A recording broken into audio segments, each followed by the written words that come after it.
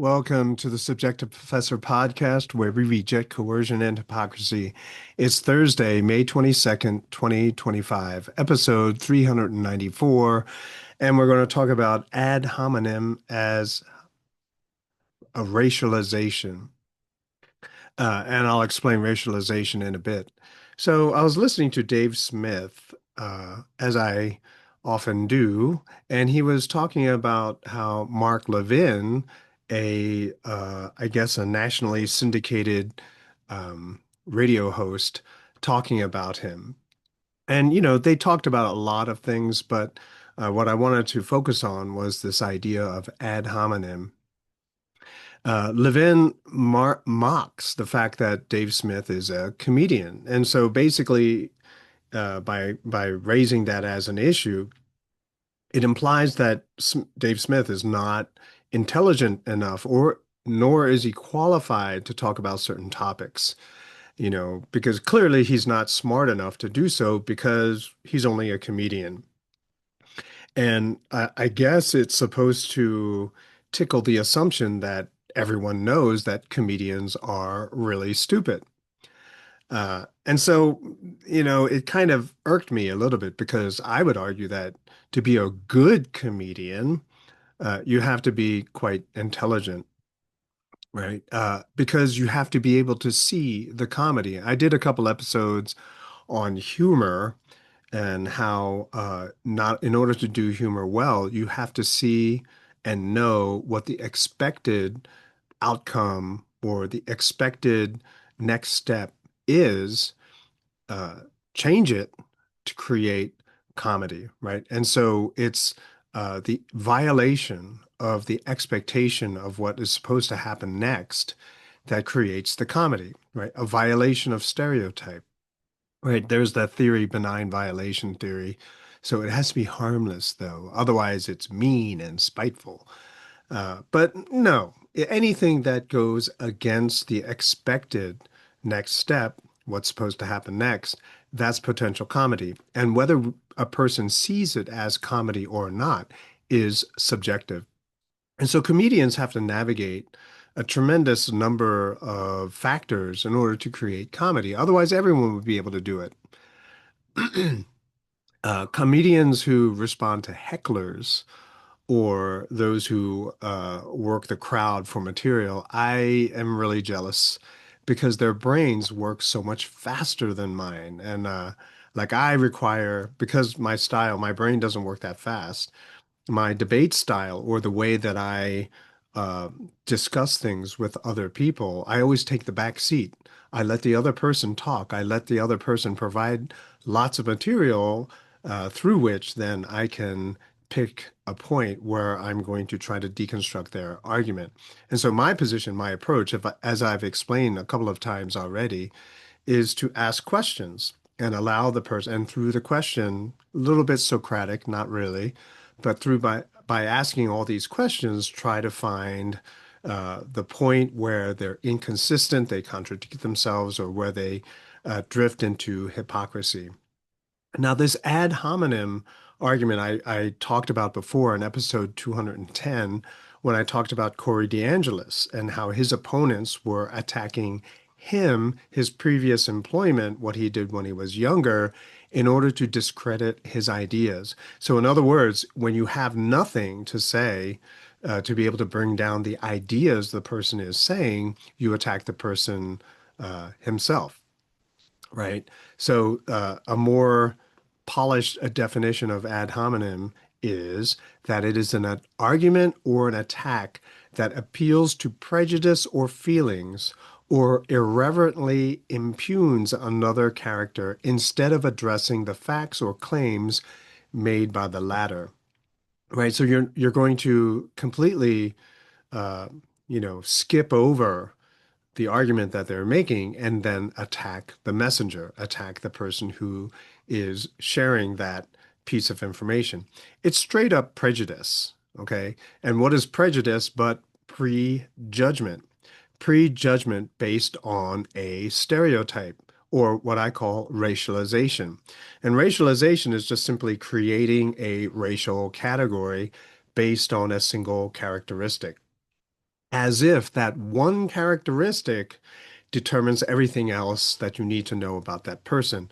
The person's a man. Oh, okay. The person's a woman. Oh, I see what you're saying. Right. So you're going to judge the person based on a single characteristic, which may contribute to a presentation or an understanding or an interpretation, but it's not the only one that matters. In other words, uh, this prejudice that makes ad hominem work is another word for racism. Okay. And racism, as I define it, is knowing a person by a single characteristic, expecting and then treating that person based on that single characteristic. Right. And so it's not that that characteristic is not applicable to that person. I mean, Dave Smith is a comedian. But then to treat that person based on a stereotypical understanding of what a comedian is by definition racism. Okay? We don't use it that way, of course, but I do because if you strip away all of the language and just see the actual it's like genocide, right? What is a genocide? Something is not a genocide because of who's doing it, right? Because Israel is engaging in, trying to kill everyone that lives in a certain area simply because they live there, including their children. Kind of looks like genocide. Oh, no, it can't be genocide because it's Israel, and Israel was a victim of genocide, and so therefore they can't be doing genocide, which is a complete farce of an argument. That's not how you do it. It looks like a duck, it quacks like a duck. It's got to be a duck. And so Israel is engaging in genocide. It's very simple, right? But we use different words to hide what's really going on, okay? And so uh, this ad hominem that is being invoked, particularly when it comes to Dave Smith, right? The racialization that's prejudicial is his occupation, the fact that he is a comedian, right? And so he's a comedian. He's not a serious academic, right? He's a comedian, as opposed to all of these other college educated, university trained PhDs, et cetera, et cetera, you know. So I think it's kind of it's amusing to see it that they are falling victim of the very thing that they pretend to be against. And so they're basically hypocrites.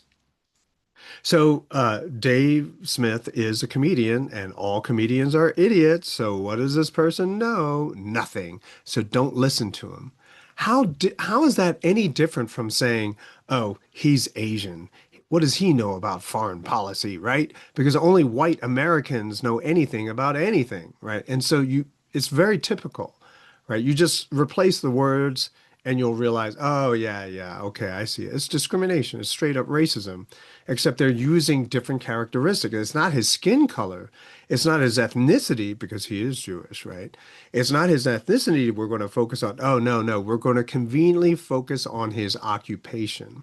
So it's discrimination, it's racism, it's bias by another label, right? His job.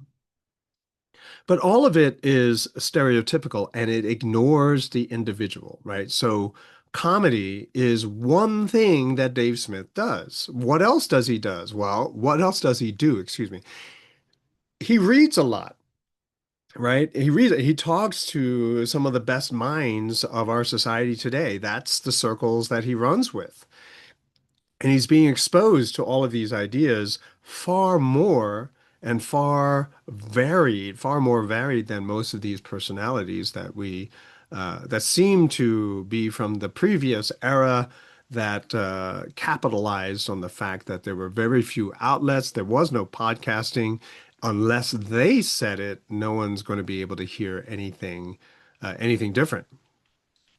So we have to also keep in mind that comedy, although that is one characteristic that he has, but comedy is varied as well. It's diverse. And so what kind of comedy is being done or what kind of comedy you do depends on the audience that you're playing to. And it's all because of subjectivity, right? So working class, uh, Americans, if they show up to a show, they're going to expect a certain kind of comedy. People who are socialized in the woke left, they're going to expect a certain kind of comedy. People who are socialized in the woke right, they're going to expect a certain kind of comedy, right? So subjectivity determines whether someone is being intelligent and deep and thoughtful, subtle, whatever, or just being an idiot, right? And this is why kids don't understand dad jokes, right? Right, because they haven't grown enough, right? But anyway, but one factor, of course, is education and learning. In other words, the type of comedy and the level of that comedy matters. So I did an episode on Leonardo Joni, uh, and she's got some great stuff. I mean, I mean, you really have to appreciate comedy to think she's funny. Otherwise, you're just insulted, right? And I've seen, and because I watched a couple of them, now I'm always getting suggested watches for Leonardo Joni's jokes, and people are walking out of her shows sometimes because it's just too much for them, right? Which means that it's really good comedy, in my book, anyway, right? If the kitchen's too hot, got to get out. But that's how she doesn't hold back anything. And by the way, it turns out that the episode I did on her, which was a little while back, is one of the more popular. And I'm not talking thousands of views. I'm talking about it's in the three digits, right? So I thought that was really interesting. Anyway, she's a really popular comedian. But in order to do her comedy, you have to be really quick. You got to be smart. You got to be intelligent. Otherwise, yeah, you can't do that kind of comedy. And so it seems to me that Dave Smith's opponents are people who ignore the individual, right? They just see the stereotype and they ignore the person who he is. And so they make assumptions, and then they get caught with their pants down, right? They're not ready for Dave Smith, the individual. They probably never listen to any of his podcasts. They probably don't listen to other debates that he's done. And that smacks of arrogance, right? And so it's a tendency among a large group of people who engage in superficial arguments, right? Which is what ad hominem points are. You're only looking at the surface, right? Oh, he's just a comedian, right? Signaling, you don't listen to him. Maybe he'll tell you some dirty jokes, but that's it, right? Oh, it's totally superficial, right? It, excuse me, it indicates that the person who engages, excuse me, in ad hominem is used to, accustomed to talking to opponents who either agree with them or who are worse at character attacks, right? Who are not as good at ad hominem as they are, right? Or that person is defending an even weaker position. Or even better, this you see this a lot these days coming out of left and right. Uh, Something taken out of context, right? So there's people will say, "Oh, this person is like this. Look at what they said." But clearly, what they said is taken out of context. If you do a little digging, you can find that out.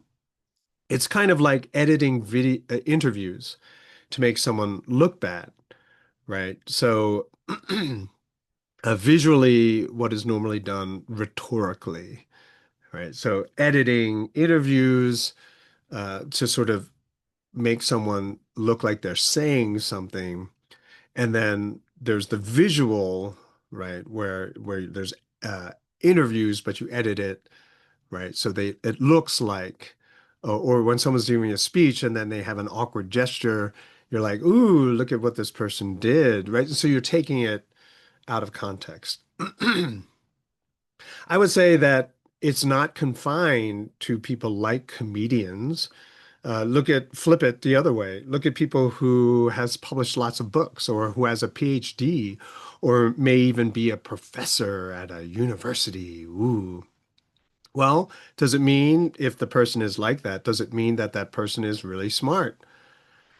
You know, I only published one book, and I have one article that's published in another book, and I've published articles online. But a lot of the people I uh, taught with, my colleagues, so-called, were experts in their field. I mean, one dude I know, he published like a book every year. He was very prolific. But when you leave the field, their concentration of their study, they're like a fish out of water. Where they know very little about anything else. In fact, I was kind of shocked to see just how naive they were. Uh, it's sort of like the geek that never grew up, but now they're an adult, they're a parent, and you wonder what they would say to their children. I don't know. But their arrogance in their narrow little field, like I publish lots of books, I'm an expert, right? That arrogance leads them to believe that's why they got a PhD, right? Because they're smarter than everybody else.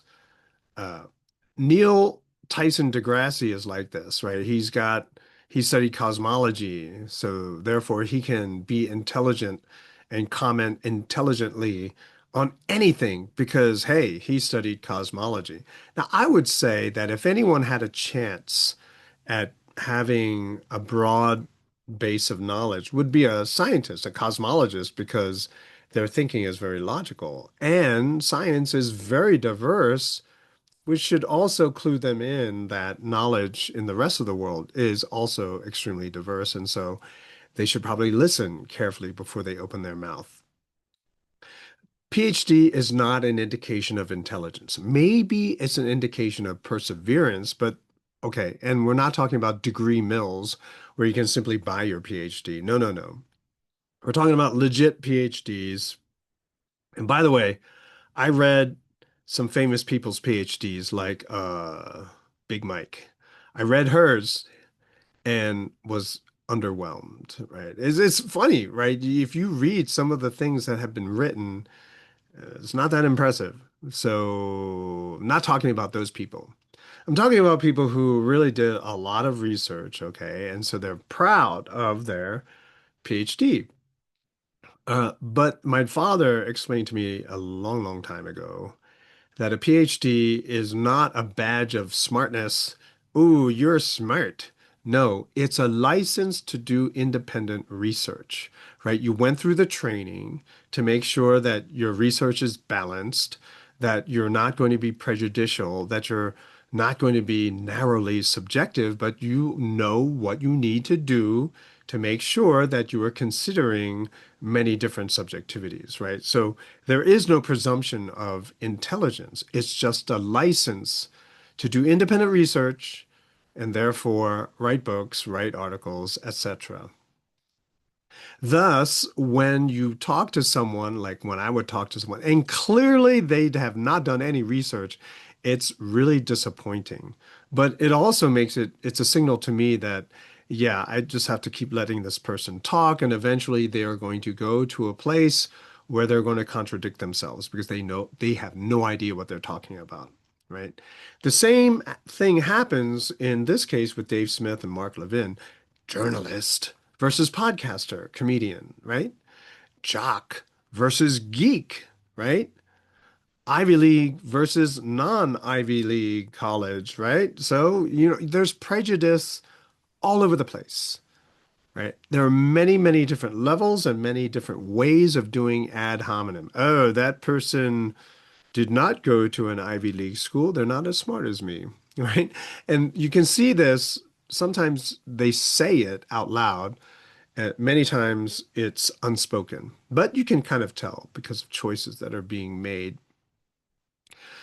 The reason why this is not a good thing is you lose exposure to certain ideas. We cut ourselves off. Like if we engage in ad hominem, or just simply basically ignoring someone simply because we don't like their credentials or their occupation or the way they dress. I'm watching Ford versus Ferrari right now, and Miles, what's that, Ken Miles, the driver of the Ford car, right? They don't like him because of the way that he dressed. He's too blue collar, right?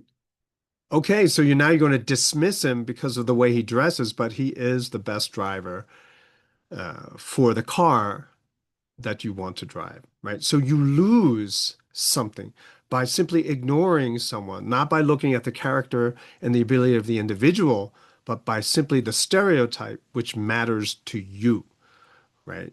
And so you're going to elevate someone if they they are in the categories or they satisfy certain categories that you're expecting, right? But you lose something if you just ignore someone who potentially could have, been great for you. So you never want to look down on someone, right? Simply because of their occupation. You just don't know, right? So it's funny. My cousin, he's driving a school bus now, right, in the morning and afternoon, and he loves it. But he was an accountant, a CPA for a very long time, and I know that he's got a lot of money. But, he doesn't want to do it anymore. He's tired of dealing with people, and he has enough money, so he wants to retire, but he wants to stay busy, so he's driving a school bus. Now, there's a lot of people who would say, "Oh, that's just a school bus driver." They would never think that, he's basically retired and just working for kicks and, having fun talking to the kids that he drives around. You never should look down on it. You don't know where that person was. You don't know what that person did before you met them. And so I try never to do that. I don't care what job they have now. You don't know what they were doing before. You don't know what they're going to do next. Edward Jenner, who came up with the vaccination against smallpox, he listened to milkmaids 200 years ago, right, in the late 1700s. He listened to milkmaid stories to figure out, oh, maybe this will be a vaccination against smallpox. Good ideas can come from anywhere. That's how inspiration works. So, are people dismissing ideas simply because of who's saying them? Oh, he's just a podcaster. What does he know? Right? And that arrogance, right? That dismissive attitude always is stronger before a big crash, before a big fall. Even if I know I have an edge over someone, like, oh, right, this person has a really bad argument. It's just only a matter of time for this person to say something that clearly is problematic and I can point it out. I try not to get cocky, right? Because there's nothing gained, right? And I don't lose anything. I don't gain anything by pointing out inconsistency. What do I gain from that, right? Either a person learns something or they don't. Nothing more, nothing less. That's where I am in my life. It's not even that I'm rich or anything. I'm just an over the hill Asian guy who lost his job because he had the wrong politics, right? Had the wrong religion. So my interests, my personal interests are elsewhere. So it doesn't matter to me what other people think. It doesn't matter to me what other people say. Of course, unless they control my employment contract. But people do it to me all the time, right? I used to look like a dumb jock. Now I'm an over the hill Asian, right? Who teaches middle school. Uh, I get underestimated all the time. And so the only way that someone can actually get at me is by lying, which is what ultimately did me in. But otherwise, there's no point in engaging in ad hominem, right? Because the potential to lose a great idea, a great friendship, right, is tremendous. And the downside of having a reputation where you ignore people who you think are inferior to you, that's costly. I don't ever want that, right? Especially as a pastor, you don't want that, right? And so I always am able to respect anyone, no matter who they are, because you never know what might inspire them and for them to have an idea and then for that idea to inspire you to come up with even better ideas. And so this whole attitude that Mark Levin has about Dave Smith, I think in part is part of the problem of our society. And hopefully, because you listen to this episode and this podcast channel, you don't struggle with that at all. Well, that's it for this episode. Like, share, listen with your parents, whatever, and I'll talk to you next time.